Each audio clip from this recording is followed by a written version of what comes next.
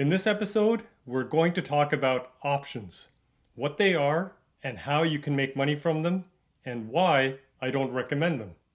Hi, I'm Kanwal Sarai, and welcome to the Simply Investing Dividend Podcast. In this episode, we're going to cover 6 topics. First, we're going to look at what are options.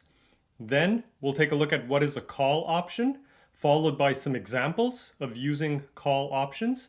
Then we'll take a look at what is a put option, again, followed by some examples of using put options.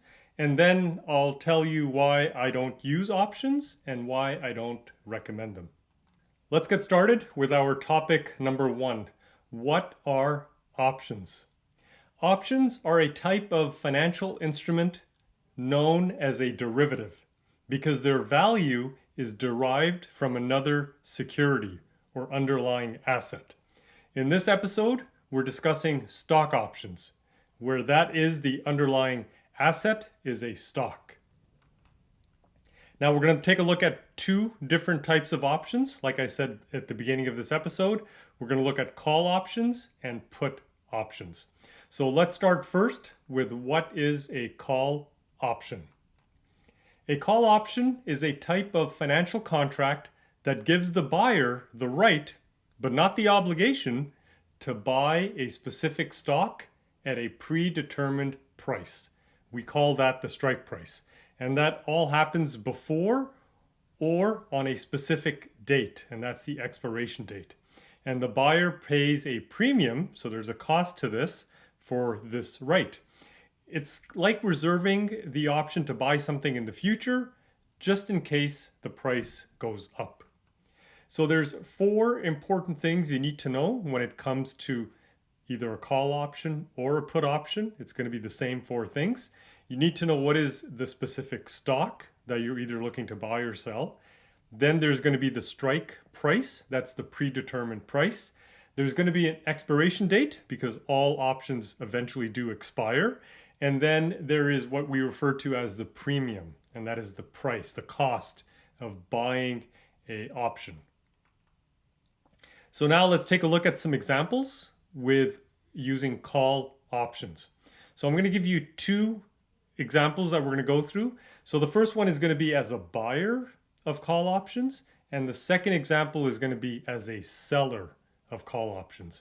So let's get started with putting yourself in the shoes of a buyer. So you are going to be buying call options.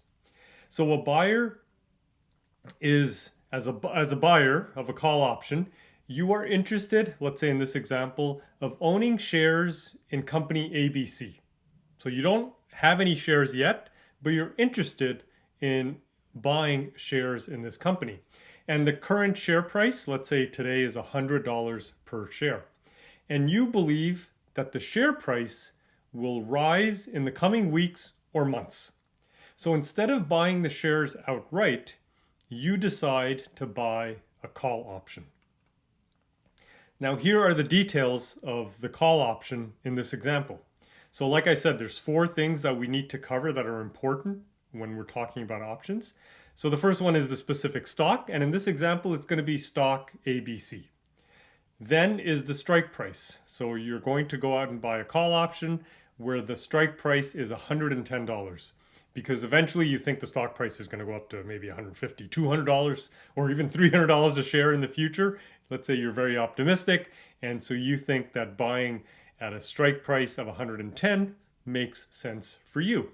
And the expiration date, we're going to put it at 30 days from now. And so the premium for this option is $5 per share. So each option typically represents 100 shares. So the total cost of this option in this example is going to be $500 because we have 100 shares multiplied by the $5 premium price. So for you to buy this call option in this example, and you can see all the details up on the screen, you are going to spend $500 to buy this option. Now there's 2 things that can happen after you've purchased this option. The stock price for, in this example, company ABC, the stock price is either going to go up or it's not going to go up, right? So that's the 2 scenarios we're going to look at. So let's take a look at the first scenario.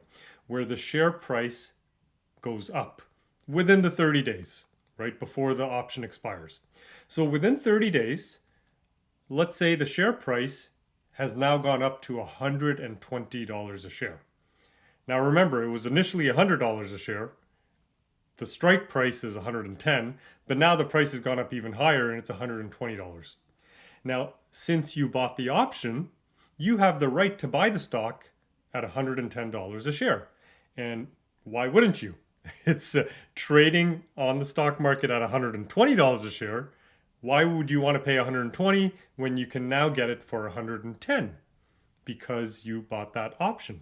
So what do? In this example, you exercise the option. And so in order to do this, you of course paid the premium. That was originally, we talked about that. But now you have to go and buy the shares. So you're going to go out and buy 100 shares at $110 each. If you do the math, that's $11,000. So let's say you do that, you spend $11,000 of your own money, and now you own 100 shares. So what do? You can sell them immediately at the stock market price of $120 a share.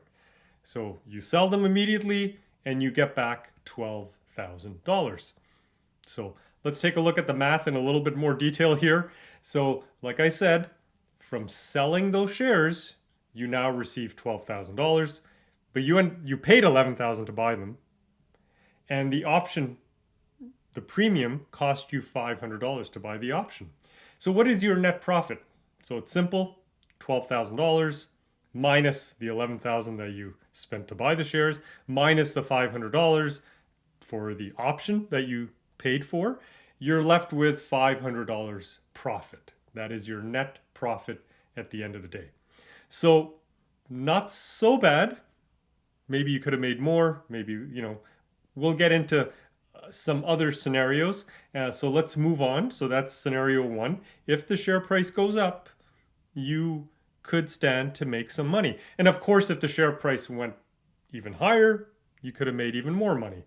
But in this example, let's stick with this. The net profit in this example is $500. Now, what happens if the share price doesn't go up? And that's scenario number two. So in this example, let's say the share price stays at $100 or drops even further. So now it's not worth exercising your option because the strike price was $110. Why would you pay $110 when you can go to the stock market and buy the shares for less than $100, right? Let's say they drop to $90 or $75 a share. It's cheaper for you to just go to the stock market and pay the $75 and buy the shares. So what do here? You let the option expire. And so you're not going to buy any shares. We just let it expire after 30 days. And your loss here is going to be the premium you paid for this option, which in this case was $500. Remember, it was $500 per share. There's 100 shares, so 5 times 100, that's $500. So in scenario two, you're losing $500. In scenario one, you were making $500. Now, the thing here in scenario two is your loss is capped at whatever the premium happens to be. That's the maximum amount of money you could lose, right? So I guess that's, in a sense, that's a good thing. So I think that's what we're saying here. As a buyer of a call option, you can benefit from the potential share price increases while limiting your loss to the premium that you've paid. Okay, so that's how a call option works as a buyer. Now, what are some of the risks as a buyer, as someone who goes out and buys call options? So there's 5 main risks, and we'll cover them right now. So number one, of course, is losing your premium, right? That's the biggest risk, is that the option could expire, worthless. And if the stock price doesn't rise above the strike price before the expiration date, the option is not going to be exercised like we saw in scenario 2. You'll lose the premium because you paid for it, but the loss is capped at the amount you spent on that option, the premium that you paid for. Okay, so that's risk number one. Now, in this example, it was a loss of $500. If you're going to go out and buy lots of options, you could lose thousands of dollars. So you got to be very careful. Risk number 2, options have an expiration date, which means they are a temporary investment. If the expected price movement doesn't happen within the time frame, you can't hold the option forever. And so you may lose your premium, like we saw in scenario 2 if the price goes down. Risk number 3, if the stock price rises but doesn't exceed the strike price plus the premium, then you won't make a profit. So for example, if the strike price is $60 and you paid a $3 premium per stock, the stock needs to go above $63, right? For you to break even. At 63, you're just going to break even. So it's got to go higher than $63. And that's challenging because, as you all know, we don't have control over stock prices, and stock prices go up and down all the time. Risk number 4, call options allow you to control a large number of shares with relatively little upfront costs, because you're not going out and buying the shares immediately, you're just buying the option to buy the shares. So you're only paying the premium, not the stock price, right? Unless you decide to exercise the option. So while this can lead to large gains, it can also encourage excessive risk taking. So you got to be very careful. If things don't go as planned, the losses from multiple option purchases can add up very quickly. And then finally, risk number 5, as a buyer of a call option, you don't actually own the shares, right? Until you actually buy them. So when you just buy the option, that's an option to buy the shares. You don't own the shares just yet. This means you don't benefit from any dividends or voting rights that come with owning shares. Now, just a quick note, keep in mind that premiums are treated as capital gains. So when you are making lots of money in premiums and it's outside of a retirement account or a registered account, especially if you're in Canada, outside of an RSP or a TFSA account. Similarly in the US, it's going to be either a 401k or an IRA account. Any premiums earned outside of those accounts will be treated as capital gains. So you got to be careful about the tax implications as well. Now let's look at an example of a call option from the perspective of a seller, also known as a writer. You're writing your own option, right? You're the seller. So that's what we're going to look at right now, a call option. Now remember, call option is still the right to buy stocks at a set price, but now you're going to be selling those options as opposed to buying them. So as a seller of a call option, in this example, let's say you own 100 shares in company ABC. Okay, so this is a different scenario than one we looked at in the beginning. So in this example, you own the shares in company ABC. And let's say you bought them a while ago, you bought 100 shares at $50 each. So your initial investment was $5,000, and the current share price today is still $50. So it hasn't gone anywhere. But you decide to write a call option to generate some extra income, right? Another way to say it is you decide to sell a call option to generate some extra income. So again, we're going to look at our 4 key things that we need to know when it comes to options. So what is the specific stock? It's going to be stock ABC. Remember, you own 100 shares in this example. You're going to set the strike price to $55. Okay. The expiration date, again, let's stick with 30 days. The premium in this case, let's say it's $2 a share. And again, like I said before, each option typically represents 100 shares. So you immediately earn $200 from selling this option to someone else, because the premium is $2 a share and you own 100 shares. Again, all of this, I know there's a lot of numbers in today's episode. They're up all on the screen. If you're watching it, you can follow along there. Okay, so those are the details of our call option. Now again, there's going to be 2 scenarios here. The price is either going to go above $55 or it's going to stay at 55 or go lower. We don't know. In 30 days, anything can happen. Stock prices go up and down all the time. So let's see what's going to happen here for you as a seller of this call option. So let's take a look at scenario number 1. the share price goes above $55. So what happens? Let's say within 30 days, the share price goes up to $80 a share, right? You've sold this option to someone else. They now have the option to purchase your shares at $55 because that was the strike price in your option. You are now obligated to sell your 100 shares at $55 each, even though the market price is $80.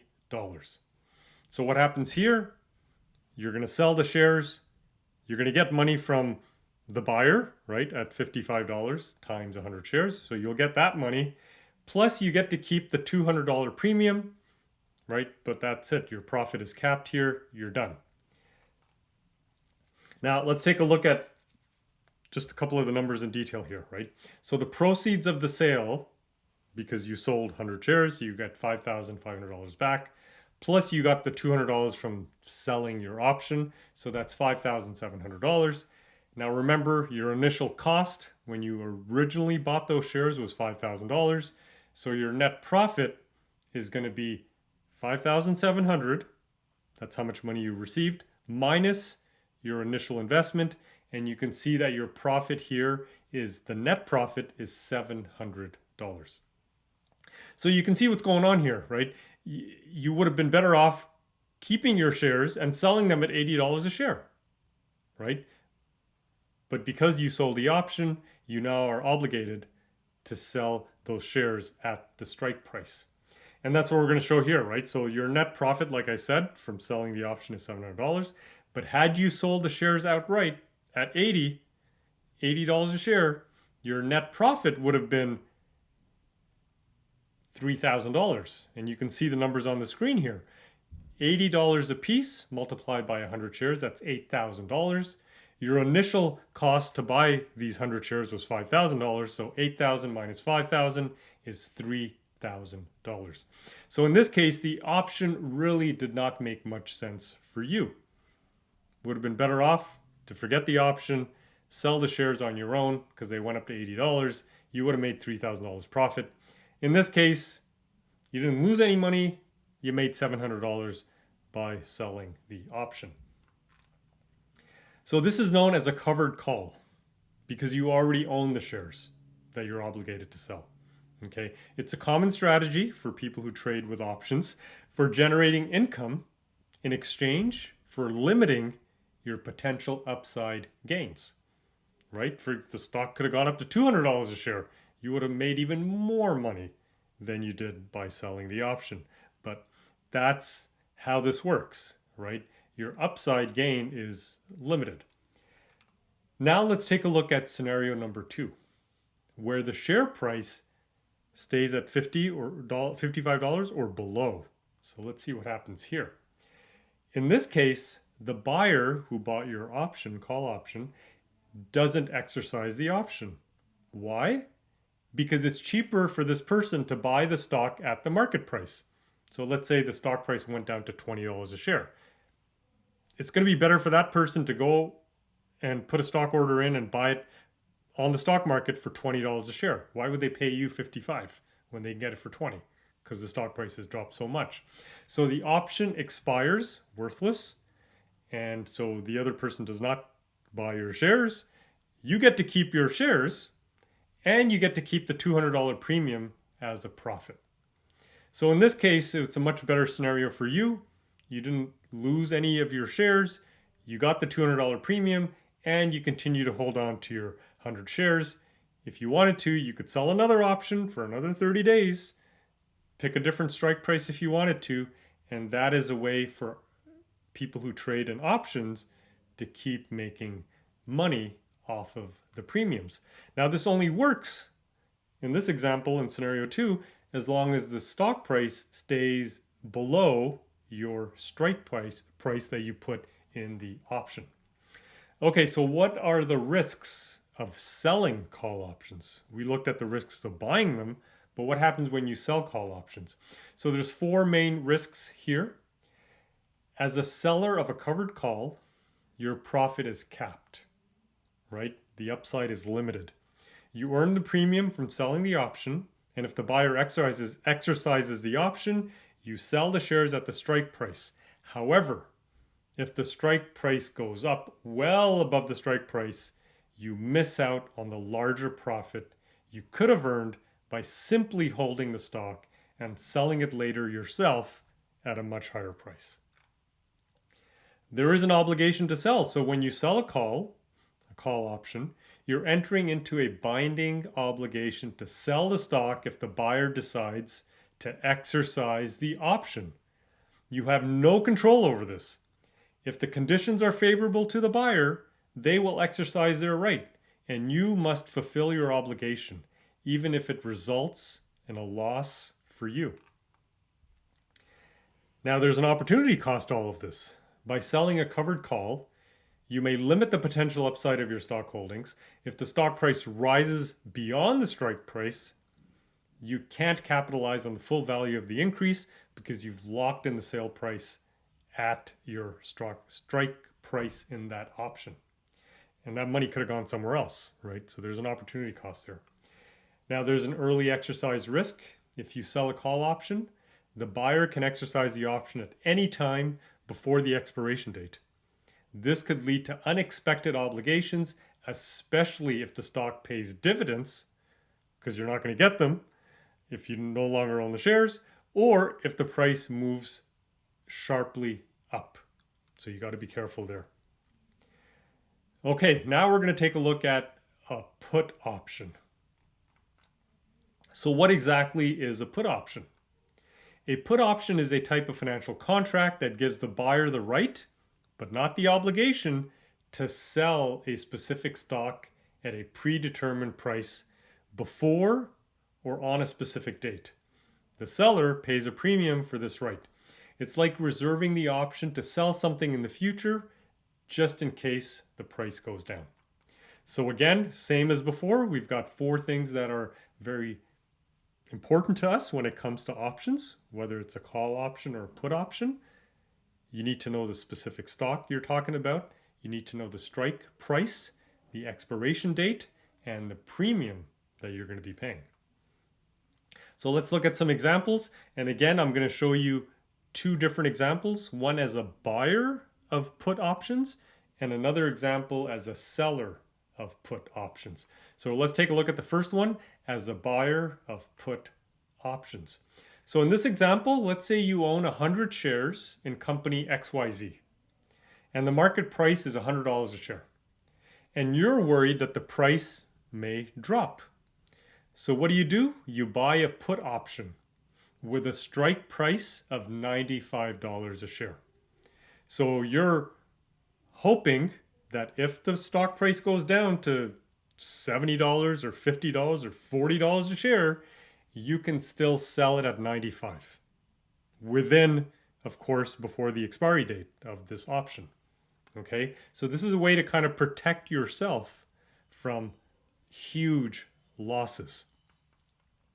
So let's take a look at the details here. So the specific stock is, we're in this example, company XYZ. The strike price is $95. It's good for 30 days. The premium here is going to be $3 a share. So again, quick reminder, each option typically represents 100 shares. So the total cost of the option is going to be $3 times 100 shares. That's $300. Now there's 2 things that can happen here. The share price can stay above $95 or it can fall below $95. Let's take a look at scenario number 1 where this price stays above $95. So let's say within 30 days, the share price in this example, you bought the shares at $100. So let's say the share stays at $100 or even goes up higher than that. You don't need to use the put option, right? Because you're not going to sell your shares for $95 when they're worth $100 a share in the open market. So there's no point in exercising the option. So what do? You let the option expire. Okay. Now you're out $300 because that was the premium you paid to buy this option, right? For the right to sell your shares at a fixed price. But because the stock price went higher, maybe it went up to $200 a share, you're not going to sell the shares at $95 if they're trading at $200-$300, right? if the price is higher than 95 in this example, there's no point in you exercising the option. So think of this as an insurance policy. You spent $300. It was good for 30 days. It was an insurance policy. Had the price tanked, it would have protected you. But it didn't. So you still own your shares. The option expires, but you're out $300. Now let's take a look at scenario 2. This is where it's going to come in handy, the insurance policy, because the stock price in scenario 2, let's say, drops. So let's say in this example, the share price drops to $80 a share. So what do you do now? You can exercise the put option, and now you can sell your shares at $95 instead of $80, right? So you're avoiding a $20 loss per share, right? Remember, you bought them at 100 in this example, and now they're trading at 80. If you sold them on the open market, you'd lose $20 a share. But you don't have to because you have the option. So you can sell them at 95. Now you still have to pay the $300 premium because you bought the option, but you come out ahead since you sold at $95 a share instead of 80. So the biggest benefit of buying a put option is protection against potential losses. It allows you to hedge your investment or lock in a predetermined sale price for a stock, regardless of how much its value drops in the stock market. So that's basically what it is. Think of this put option as an insurance policy. Now, there's some risks of buying put options. There's 4 main risks. Let's take a look at those. The most significant risk is that the put option could expire worthless. If the stock price stays above the strike price, the option is not going to be exercised and you'll lose the entire premium. That's the upfront cost of buying the option. So this loss is capped at the amount you paid for the option. Number 2, for a put option to be profitable, the stock price needs to fall below the stock price by more than the cost of the premium that you paid. If the price drops but not far enough, you still may lose money after factoring in the premium. The other risk is options have a fixed expiration date, meaning they are temporary investments. If the expected drop in price doesn't happen within the time frame, like in our example, 30 days, you can't extend it and you're stuck with the loss of your premium. And again, like I've said before, there is an opportunity cost. By buying a put option, you're committing funds to the premium, which could have been used elsewhere. You could have reinvested those somewhere else, maybe even in dividend stocks, right? As a dividend investor, that's important to us. If the stock price doesn't drop, you only lose the premium, but you also miss out on other opportunities. Now, let's take a look. This is our last example in this episode. Let's take a look at an example of a put option from the perspective of the seller, also known as the writer of the option. So let's take a look. We're going to put a put option here as a seller. So let's say in this example, you want to buy shares in company XYZ. You don't own them yet, but you're interested in buying those shares. Currently priced at $50, you prefer to buy them at a lower price. So what do? You sell a put option with a strike price of $45. And again, same expiring in 30 days. The premium is $2. And so this is back to what we talked about before. We know the stock we're talking about is stock XYZ. Strike price is $45 because you want to try and buy it at a cheaper price. It's good for 30 days and the premium is $2 a share. Again, when we talk about options, they typically represent 100 shares. So $2 times 100 shares, it's going to cost you $200, or you're going to earn $200 from selling this option to someone else. Again, 2 scenarios here. The price can stay above 45 or it can drop, right? That's your strike price. It's either going to go up or down. Let's take a look at scenario number 1 where this price stays above $45 a share.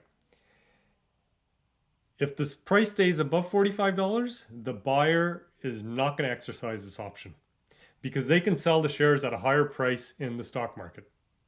Okay, so the option expires worthless, but you get to keep the $2 per share premium. So you get to keep $200. And this is pure profit for you without having to buy any shares, right? Because the buyer knows they can sell their shares at a higher price at the stock market, right? So they're not going to exercise this option. So again, like I said, pure profit, which is not bad. Now, what happens if the share price drops below $45? So in this case, let's say within 30 days, and you can see it up on the screen here, within 30 days, if the share price drops to $40, remember the strike price was 45, the share price drops, the buyer exercises the option, and you are now obligated to buy the shares at the strike price of $45 a share. So this is not so great for you because you could have gone out to the stock market, put a stock order in, you could have got the shares in company XYZ for $40 because that's what they're trading at. But now you have to pay $45 a share for them. Okay, so you're technically losing $5 a share because you're paying $5 more. However, the $2 premium offsets some of the loss, resulting in an effective loss of only $3 a share instead of $5. You now own the shares, which you were willing to buy anyway at $45, right? Because that's when you wrote the option, that's the strike price you put it at. So in a way, it isn't so bad.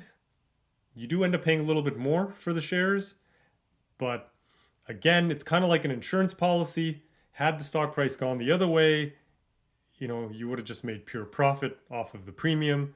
And that's sort of the pros and cons of what happens when the price goes up or if the price goes down. So what are some of the risks of selling put options to other people? So there's 4 main risks here. You're probably getting to see a pattern here with the risks. When you sell a put option, you're agreeing to buy the stock at the stock price, at the strike price, if the buyer exercises the option.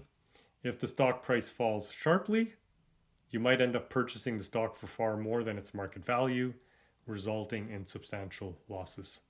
That's like our scenario 2 that we just looked at, right? If the stock price dropped even further, like $5 a share or even $1 a share, you're paying way more now, right? And so that's where substantial losses could incur. The other risk is, unlike buying a put option, where your maximum loss is limited to the premium paid, selling a put option exposes you to potentially larger losses.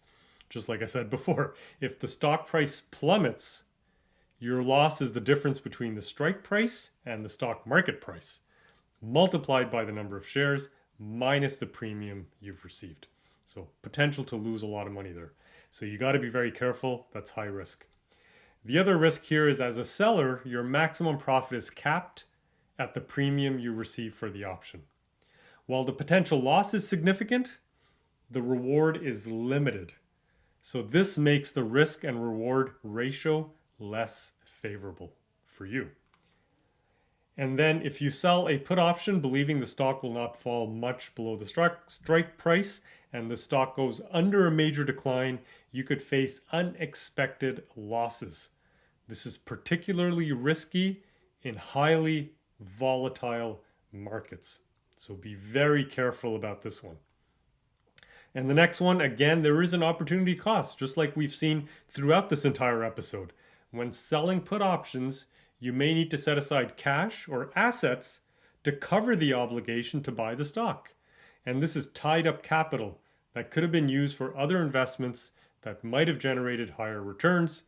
And again, I'm going to say this, as a dividend investor, maybe you could have made more money in dividends as opposed to from the premiums by selling options.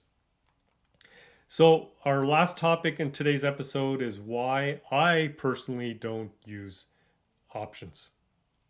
Now I'm going to pause here for a second. There are people who trade options all the time. There are people that are maybe even successful at it. If you want to do that, finish this episode first and then consider your options. I'm going to give you my personal opinion. This is just my opinion of why I don't use options when it comes to investing. Now, before I do that, let's take a look at what does some of the investing legends think about options. So we're going to see what Peter Lynch has to say about this, Warren Buffett, Charlie Munger, and Jack Bogle, or John Bogle. Let's see what these 4 investing legends have to say about using options. So here's a quote from Peter Lynch. He says, I quote, "Time is on your side when you own shares of superior companies. You can afford to be patient. Even if you missed Walmart in the first 5 years, it was a great stock to own in the next 5 years. Time is against you when you own options." Let's take a look at Charlie Munger. I quote, he says, "If you're going to invest successfully over a lifetime, you don't need a lot of brains. You just need to avoid a lot of dumb behavior. Derivatives, including options, often encourage dumb behavior." End quote. Let's take a look at Warren Buffett. We've got 2 quotes here. I'm going to give you the first one. Warren Buffett says, I quote, "Derivatives are financial weapons of mass destruction." End quote. That was in the 2002 Berkshire Hathaway shareholder letter. And then if we go back to 1987, in the Berkshire letter to shareholders, Warren Buffett said, I quote, "We believe that most investors will find that the results of investing in options are not satisfactory." And finally, we have 2 quotes from John Bogle, or Jack Bogle, the founder of Vanguard. And I'm going to quote here. He says, "Options are just another form of gambling. I want to invest in businesses, not bet on price movements." End quote. The other quote he says is, "Why would a long-term investor need to play around with puts and call options?" End quote. Oh, and we have one more. So one more again from John Bogle. I'm going to quote, "Don't gamble. Buy something you understand at a fair price and hold it for the long term. Most of what goes on in the market, including options trading, is speculation." End quote. So these are famous legends in investing. And so you have just seen their thoughts on options trading. So what do I think? I've got a couple of points here. I'm a long-term investor, and options trading promotes short-term thinking. So that's one of the reasons why I don't invest in it. Another reason is it takes time to understand and learn about options, and time to constantly monitor your investments. And this goes against my approach of keeping investing simple. So if you have the time and you want to learn about options trading, and you've got lots of time, so time to learn about it, but then lots of time to implement the approach and to monitor all of your options as you sell and buy them. And if you've got time for all of that, fantastic, great, good for you. Then go ahead and try it. Again, with anything, start small and see how you're performing. But for the vast majority of people out there, and for the audience like us, which are dividend investors, long-term dividend investors, which are looking to build dividend income, this is not going to be the right option for you.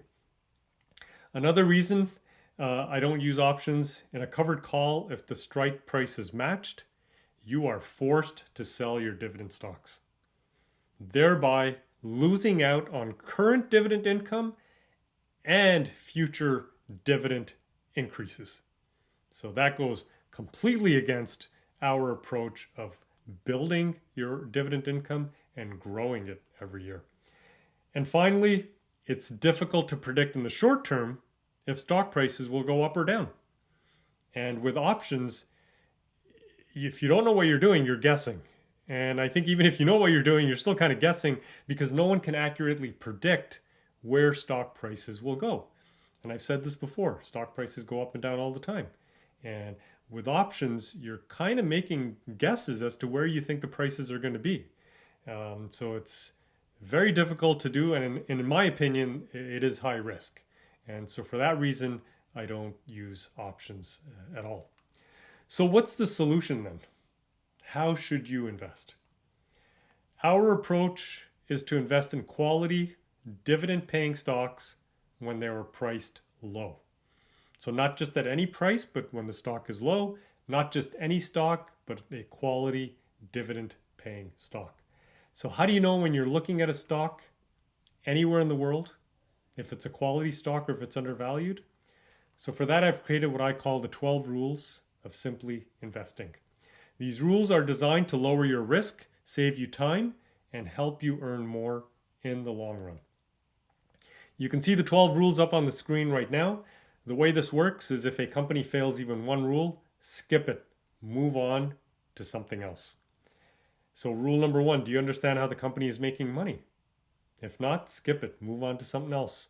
Rule number 2, 20 years from now, will people still need its product and services? Rule number 3, does the company have a low-cost competitive advantage? Rule number 4, is the company recession-proof? Rule number 5, is the company profitable? Rule number 6, does it grow its dividend? Rule number 7, can it afford to pay the dividend? Rule number 8, is the debt less than 70%? Rule number 9, avoid any company with a recent dividend cut. Rule number 10, does it buy back its own shares? Rule number 11, is the stock priced low? And we look at 3 things there, the PE ratio, the PB ratio, and then we compare the current dividend yield to the company's average 20-year dividend yield. And rule number 12, keep your emotions out of investing. So I've created what I call the all-in-one solution. It includes the Simply Investing dividend course and the web application, so you get access to both. The web application is online. It tracks over 6,000 companies in the US and in Canada, and every single day applies the Simply Investing criteria to all of those companies. So you can see immediately which companies you should consider and which ones you should avoid if they fail the 12 rules. So that's going to make it a lot easier for you to do your research, and it's going to save you a lot of time. If you're interested in learning about the theory of how we came up with the 12 rules, how the 12 rules work in real life, then the Simply Investing course is going to cover that. It's an online course. There's 10 modules. Module 1, we cover the investing basics. Module 2, we cover the 12 rules. Module 3, you learn how to apply the 12 rules to any stock anywhere in the world. Module 4, you're going to learn how to use the Simply Investing web application. Module 5, you learn how to place your first stock order step by step. Module 6, you learn how to build and track your portfolio. Module 7, you learn when to sell, which is just as important as to know when to buy. Module 8, how to reduce your fees and risk, especially if you own mutual funds, index funds, and ETFs. Module 9, you're going to get your action plan to get started right away. And Module 10, I answer your most frequently asked questions. So if you're interested in the all-in-one solution, you may want to write down the coupon code SAVE10, SAVE10. It's going to save you 10% off of our all-in-one solution. And that includes either the monthly subscription or the annual subscription. It's entirely up to you. If you enjoyed today's episode, be sure to hit the subscribe button, hit the like button as well. And for more information, take a look at our website, simplyinvesting.com. Thanks for watching.